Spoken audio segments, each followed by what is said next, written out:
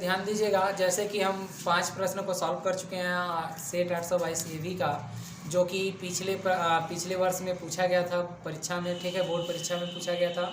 तो इस बार हम उसी बोर्ड परीक्षा के सेट 822 AV को सॉल्व कर रहे हैं। पीछे के 5 प्रश्न को सॉल्व कर चुके हैं। छठवां का क यहाँ पर दिया हुआ है प्रश्न जो हमें सॉल्व करना है, ठीक है। यहाँ पर दिया हुआ है प्रश्न नंबर 6 में कि दो क्रमागत धनात्मक सम संख्याओं का योगफल 244 है, तो संख्याएं क्या करनी है, ज्ञात करनी है। तो किसी भी क्वेश्चन में यहाँ से, जैसे किसी भी क्वेश्चन को पहले इसमें सॉल्व करने के लिए आपको ये बात ध्यान देना होगा कि जैसे बोला क्या है, पहले दो क्रमागत धन सम संख्या, तो सम संख्या हम मानते हैं। तो सम संख्या जो मानने का रूल्स होता है सम संख्या के लिए, वो हमेशा इस प्रकार से मानते हैं कि 2x + 2, ठीक है, क्रम से आने वाली बात है, इसलिए 2x प्लस अगला क्या आएगा 4, फिर 2x + 6, इसी प्रकार से आएगा। लेकिन इसमें दो क्रमागत धन सम संख्या बोला है, इसलिए हमें दो क्रमागत मतलब पहला ये और दूसरा ये। तो पहला यदि ये सम संख्या है और दूसरा ये सम संख्या है, तो इनके वर्गों का योगफल कितना हो जाएगा 244। तो प्रश्नानुसार यहाँ से चलते हैं, प्रश्नानुसार, प्रश्न के अनुसार चलेंगे यहाँ से। तो क्या हो जाएगा 2x + 2 का स्क्वायर प्लस का 2x + 4 का स्क्वायर बराबर क्या हो जाएगा 244। तो इसे a + b के होल स्क्वायर से खोलेंगे तो 2 दूना का 4x स्क्वायर प्लस का 4 प्लस का 4 दूना का 8x। देखिए 2ab लेंगे तो 2 दूना का 4 हो गया 2ab, तो 2 दूना का 4 और दूना का 8x प्लस का यहाँ से करेंगे 4x स्क्वायर प्लस का 16 प्लस का 4 दूना का 8 दूना का 16x बराबर 244। 200 क्या हो गया 44 हो गया। फिर उसके बाद इसको सॉल्व करेंगे 4x square plus 4x square 8x square 8x plus 16x 8 16 plus का 24x। फिर उसके बाद 16 4 20 इधर प्लस में है उधर जाएगा माइनस में, तो बराबर हो जाएगा 244 माइनस का 20 बराबर क्या हो जाएगा 224।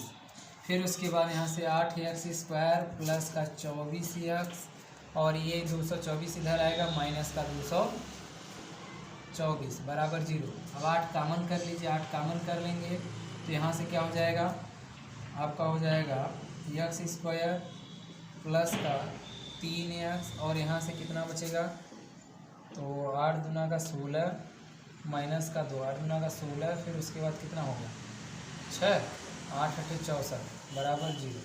ये गुणा में उधर जाएगा भाग में, इसका मतलब ये भी 0। तो x स्क्वायर प्लस का प्लस का यहाँ से 3x माइनस 28 बराबर 0। इसका क्या करना है गुणनखंड करेंगे, तो इसका गुणनखंड करेंगे तो ध्यान दीजिएगा इधर क्या आएगा x स्क्वायर प्लस का 7 चौक 28 7x माइनस का 4x और माइनस 28 बराबर 0 हो जाएगा। फिर उसके बाद ध्यान दीजिएगा यहाँ से x कामन करेंगे तो x + 7 हो जाएगा, माइनस का 4 कामन कर लेंगे तो x + 7 बराबर, तो एक ब्रैकेट में x + 7 आ जाएगा और एक ब्रैकेट में x - 4 आ जाएगा बराबर 0। तो x बराबर 1 से आएगा माइनस का 7 और 1 से क्या आएगा x बराबर 4। तो ये इनवैलिड मतलब मान्य हो जाएगा। क्यों, क्योंकि यहाँ पर धनात्मक बोला है और धनात्मक आपको x बराबर क्या मिला 4। जब धनात्मक x बराबर 4 मिला तो पहली संख्या आपकी क्या है, पहली संख्या 2x + 2 है, 2x + 2, इसमें x की वैल्यू रखेंगे 2 × 4 + 2, तो 2 चौक 8 8 + 2 बराबर 10, मतलब पहली संख्या आपकी क्या हो जाएगी 10 और दूसरी संख्या 2x प्लस क्या है 4 बराबर 2 × 4 प्लस का 4, 4 दूना का 8 4 12, दूसरी संख्या क्या हो गई 12, मतलब पहली संख्या आपकी 10 है और दूसरी संख्या क्या है 12 है। ठीक है, नोट कर लीजिए। चलिए ध्यान दीजिए यहाँ पर अब इसका छठवें का दूसरा प्रश्न मतलब प्रश्न नंबर क्या दिया हुआ है कि दी गई आकृति में त्रिज्यखंड OACB और 3.5 सेंटीमीटर त्रिज्या वाले वृत्त जिसका केंद्र O है एक चतुर्थांश, ये क्या है आपका एक चतुर्थांश है। यदि OD बराबर क्या है, ये 2 सेंटीमीटर आपको दिया हुआ है और ये वृत्त की त्रिज्या हुई जो 3.5 दिया है। छायांकित भाग यही जो छायांकित किया गया है इसका क्या निकालना है आपको क्षेत्रफल निकालना है। तो क्षेत्रफल निकालने के लिए सबसे पहले ये पूरी आकृति आपकी क्या हो जाएगी, यहाँ से देखेंगे ये पूरी आकृति आपकी त्रिज्यखंड बना रही है। ओ ए सी बी आपकी क्या है, त्रिज्यखंड है। लेकिन ये वाला देखेंगे तो ये एक समकोण त्रिभुज है। ये क्या है आपका, एक समकोण त्रिभुज है, क्योंकि चतुर्थांश का मतलब 90 अंश का होगा। अब ये 2 सेंटीमीटर ये समकोण त्रिभुज होगा, तो इसका मतलब छायांकित भाग का क्षेत्रफल निकालने के लिए आपको त्रिज्यखंड का क्षेत्रफल चाहिए, और उसी में से क्या कर दीजिए, समकोण त्रिभुज का क्षेत्रफल घटा दीजिए, तो आपको आंसर मिल जाएगा। तो यहाँ से देखिए हल करते हैं, ध्यान दीजिएगा। छायांकित भाग का क्षेत्रफल, छायांकित भाग का क्षेत्रफल बराबर हो जाएगा आपका त्रिज्यखंड का क्षेत्रफल, त्रिज्यखंड का क्षेत्रफल माइनस का समकोण त्रिभुज ओ बी डी का क्षेत्रफल। तो यहाँ से ध्यान दीजिए, त्रिज्यखंड का क्षेत्रफल 90 अंश का कोण है, इसका फॉर्मूला θ/360 पाई आर स्क्वायर, और फिर उसके बाद माइनस का समकोण त्रिभुज का क्षेत्रफल 1/2 आधार गुणे क्या हो जाएगा, ऊंचाई, क्या हो जाएगा, ऊंचाई। तो यहाँ से ध्यान दीजिएगा, थीटा का मान 90 दिया है, 90/360, पाई का मान 22/7 गुणे आर का मान 3.5 गुणे 3.5, माइनस का 1/2 आधार का मान 3.5 हो गया, 3.5 गुणे आर का मान सॉरी ऊंचाई का मान 2। तो यहाँ से ध्यान दीजिए, 9 चौक के 36 4 आ जाएगा, फिर यहाँ 7 से काट देंगे 0.5 आ जाएगा, फिर उसके बाद 22 पंजे 110 गुणा करेंगे तो 11/4 आ जाएगा, और गुणे 3.5 अभी बाकी है, और यहाँ से कैंसिल आउट करेंगे तो ये माइनस का 3 दशमलव क्या हो जाएगा 5। अब ध्यान दीजिए यहाँ पर, अभी 11 का इसमें गुणा करके 4 से क्या करना है, भाग देना है। तो 11 से गुणा करेंगे, 11×5 = 55, और माइनस का क्या हो जाएगा, 11 तो यहाँ 33, 33×5 38, 38 दशमलव क्या हो गया 5 हो गया, बटे यहाँ से हो जाएगा आपका 4 माइनस का 3.5। फिर उसके बाद इसको सॉल्व करेंगे, यहाँ से भाग देंगे 4 से, तो 4 9 36, 2 बचेगा, दशमलव लगा देंगे, 2 के बाद यहाँ से 5 हो जाएगा, 4 6 24, फिर उसके बाद 1 बचेगा, तो 6 4 गुना का 8 4 पंजे 20, 6 2 5 हो गया, माइनस का यहाँ से क्या करना है 3.5, तो घटाइए 9 दशमलव। तो यहाँ से देखिए इसके बाद 2 अंक है तो 0 0 बढ़ा सकते हैं, दशमलव बाद कोई प्रॉब्लम नहीं होगा। तो यहाँ से ये तो डायरेक्ट यहाँ से आ जाएगा आपका 5 2, और 6 में से 5 जाएगा 1, और यहाँ से 9 में से 3 जाएगा 6, 6.125 ये आपका आ जाएगा क्या, सेंटीमीटर स्क्वायर। ये आपका छायांकित भाग का क्या आ जाएगा, क्षेत्रफल आ जाएगा। ठीक है, यही आपका क्या है, छायांकित भाग का क्षेत्रफल, ये हो जाएगा आपका छायांकित भाग का क्षेत्रफल। ठीक है, ध्यान दीजिएगा। अगला प्रश्न इसमें जो दिया गया है 6वें का ग नंबर, ये 6वें के ग नंबर में यहाँ पर दिया हुआ है कि आपको 5 सेंटीमीटर 6 सेंटीमीटर और 7 सेंटीमीटर भुजा वाले एक त्रिभुज की रचना करनी है, और इसके मतलब इसके संगत एक अन्य त्रिभुज की रचना करनी है जो इसकी संगत भुजा के 7/5 गुनी हो। ठीक है, तो ध्यान दीजिएगा इसमें कि इस क्वेश्चन को सॉल्व करने में थोड़ा सा लंबा हो जाएगा, यदि आप लोग पीछे के वीडियो में एक रचना पर बताए हैं। ठीक है, यदि आपको नहीं समझ में आता है तो कमेंट करके बता सकते हैं, इस पर स्पेशल वीडियो बना दिया जाएगा। ठीक है, यदि और कोई डाउट रह जाता है तो कमेंट के माध्यम से आप बता सकते हैं, जिससे हम आपको और नई तरीके से बताने का प्रयास करेंगे। ठीक है, चलिए अगला प्रश्न देखते हैं।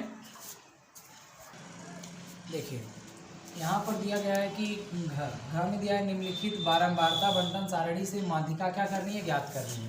तो सबसे पहले हमें वर्ग अंतराल दिया हुआ है 0 से 10, 10 से 20, 20 से 30, 30 से 40, 40 से 50, और बारंबारता दिया हुआ है। ठीक है, तो हमारी माध्यिका की जो फार्मूला होती है माध्यिका ज्ञात करने के लिए, तो माध्यिका का जो फार्मूला होता है वो क्या होता है कि L प्लस का n/2 माइनस का CF अपान में F इंटू H, ये होता है आपका फार्मूला। ठीक है, तो सबसे पहले यहाँ से हमें संचयी बारंबारता हम निकाल लेते हैं। संचयी बारंबारता क्या होता है, 6 6 9 15, फिर उसके बाद 15 12 27, फिर उसके बाद यहाँ से लिखेंगे तो 27 8 35 35 15 कितना हो जाएगा 50 हो जाएगा। ठीक है, फिर उसके बाद यहाँ से हमें माध्यिका वर्ग, सबसे पहले क्या ढूंढना होता है कि माध्यिका वर्ग क्या होता है, क्योंकि ये यल क्या होता है माध्यिका वर्ग की निम्न सीमा, यफ माध्यिका वर्ग की बारंबारता, सी एफ माध्यिका वर्ग के पहले की संचयी बारंबारता, एच क्या है वर्ग अंतराल। तो देखिए इसमें कुछ चीज़ें तो आपको सिंपली मिल जाएंगी, जैसे के लिए यहाँ पर देख सकते हैं कि आपको एच यहाँ पर मिल जाएगा, एच बराबर कितना होगा 10, क्योंकि वर्ग अंतराल मतलब अंतराल कितने का है 10 का है। ठीक, लेकिन बाकी सब चीज़ें आपको एन भी मिल जाएगा, एन बराबर आपका क्या है 50, ये भी मिल गया, 2 मान मिल गया। लेकिन अभी आपको यल ना मिला है, ना सी एफ मिला है, ना एफ मिला है, इसका मतलब 3 वैल्यू आपको और चाहिए। ठीक है, तो इसके लिए क्या करना होगा, सबसे पहले n/2 में डिवाइड करेंगे 2 से n में, मतलब 25 आएगा, मतलब 25 आ जाएगा। तो 25 का मतलब ये हो जाएगा कि ये आपकी क्या बन जाएगी माध्यिका वर्ग बन जाएगी 25। देखिए ये आया है आपका n/2 कितना आ गया 25 आ गया। जब 25 आ गया तो इसका मतलब ये 25, ये जिस संख्या के करीब कहने का मतलब ये होता है कि इस संख्या से जो ज़्यादा संचयी बारंबारता में होता है वहीं क्या बन जाता है माध्यिका वर्ग बन जाती है।